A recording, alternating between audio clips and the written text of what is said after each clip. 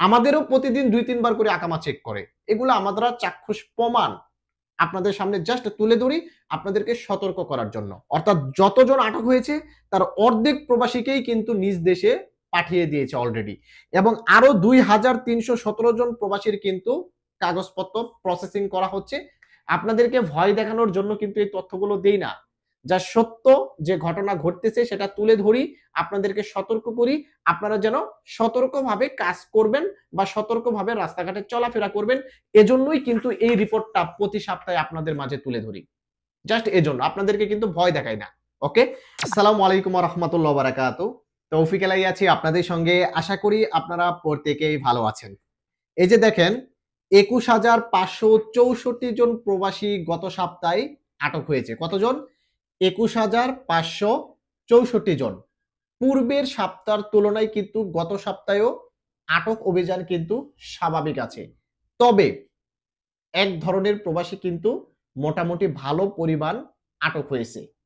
তো আজকের ভিডিওতে আপনাদেরকে জানিয়ে দিব গত সপ্তাহে কি পরিমাণ প্রবাসী আটক হয়েছে এবং কাদেরকে বর্তমানে আরো সতর্ক হওয়া প্রয়োজন এ বিষয়ে আজকের ভিডিওতে তথ্য দেওয়ার চেষ্টা করব। দয়া করে সম্পূর্ণ ভিডিওটি দেখার অনুরোধ করতেছি এবং ভিডিওটিকে শেয়ার করে দিবেন, কারণ আপনার একটা শেয়ারের বিনিময়ে কোনো একজন প্রবাসী ভাই কিন্তু সতর্ক হতে পারবে। দেখেন, আমি যখনই প্রতি সপ্তাহে এই রিপোর্টটা আপনাদের মাঝে তুলে ধরি, এই সকল ভিডিওতে অনেকেই কিন্তু উল্টাপাল্টা কমেন্টস করে। তারপরও আমরা ভিডিও কেন বানাই জানেন? কারণ এই নিউজটা কিন্তু আমরা হাতে বানিয়ে লিখে আপনাদের সামনে প্রকাশ করি না। এটা কিন্তু সৌদি মানব সম্পদ মন্ত্রণালয়ের বিভিন্ন ওয়েবসাইটে এটা প্রকাশ করা হয়, জাওয়াজাতের ওয়েবসাইটে প্রকাশ করা হয়, মক্তবাল আমেলের ওয়েবসাইটে প্রকাশ করা হয়।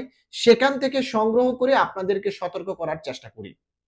সবসময় কিন্তু সৌদি আরবে প্রতি সপ্তাহে অভিযান পরিচালনা করা হয়।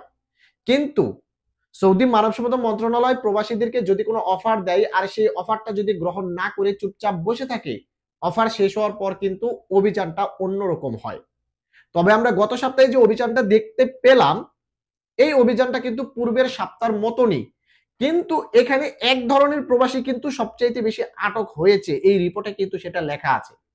এখানে দেখেন বলা হচ্ছে গত সপ্তাহে অভিযানে ২১,৫৬৪ জন প্রবাসী আটক করেছে। এর ভিতরে শ্রম আইন লঙ্ঘন, অর্থাৎ যাদের ইকামা অনুযায়ী কাজ না করে বাহিরে কাজ করেছে বা আমিন মঞ্জিল হয়ে যারা বাহিরে কাজ করেছে, কফিলের না কাজ করে যারা বাহিরে কাজ করেছে, ইকামাহীন প্রবাসী, এরকম প্রবাসীদেরকে আটক করেছে ৩,০১৩ জনকে।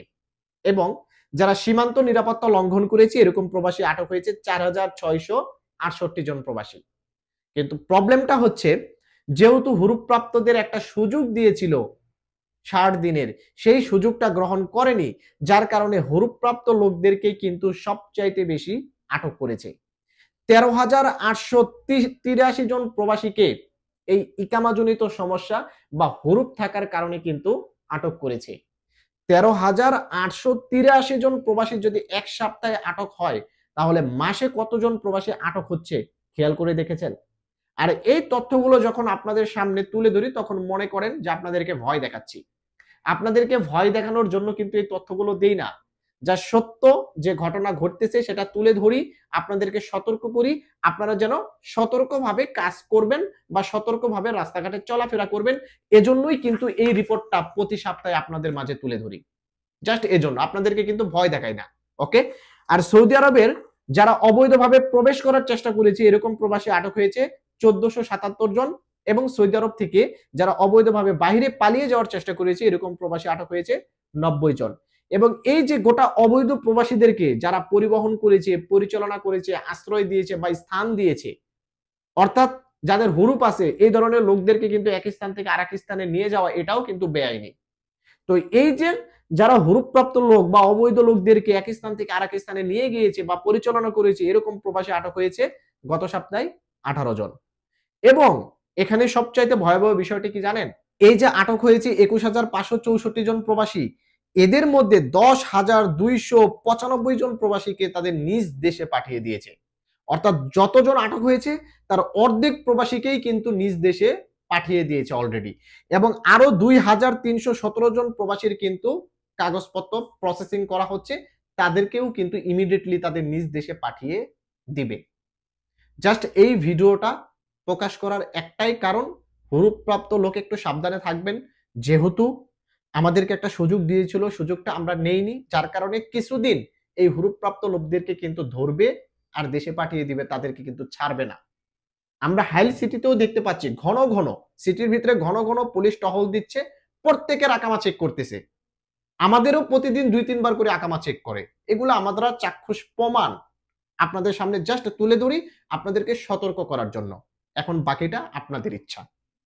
তো অবশ্যই সৌদি আরব প্রবাসী ভাইদের উপকারের জন্য ভিডিওটিকে শেয়ার করে দিবেন এবং আমার ফেসবুক পেজ এখনো যারা ফলো করেননি অবশ্যই ফলো করে রাখবেন এবং আমার ইউটিউব চ্যানেলে এখনো যারা সাবস্ক্রাইব করেননি অবশ্যই সাবস্ক্রাইব করে সঙ্গেই থাকবেন। ভালো থাকবেন, সুস্থ থাকবেন। আসসালামু আলাইকুম।